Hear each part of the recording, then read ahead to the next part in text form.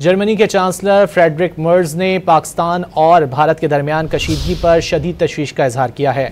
German chancellor ने दो जौहरी ताकतों के दरमियान झड़पों पर गहरी तशवीश का इजहार किया, जोर दिया कि पहले से कहीं ज्यादा दानिशमंदी की जरूरत है।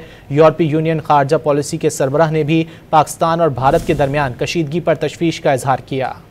जर्मनी के चांसलर फ्रेडरिक मर्ज ने पाकिस्तान और भारत के दरमियान कशीदगी पर शदीद तशवीश का इजहार किया है।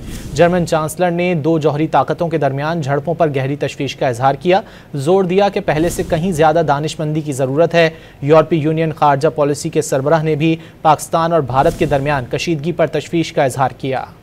जर्मनी के चांसलर फ्रेडरिक मर्ज ने पाकिस्तान और भारत के दरमियान कशीदगी पर शदीद तशवीश का इजहार किया है।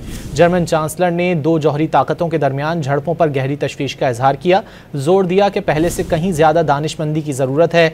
यूरोपीय यूनियन खारजा पॉलिसी के सरबराह ने भी पाकिस्तान और भारत के दरमियान कशीदगी पर तशवीश का इजहार किया।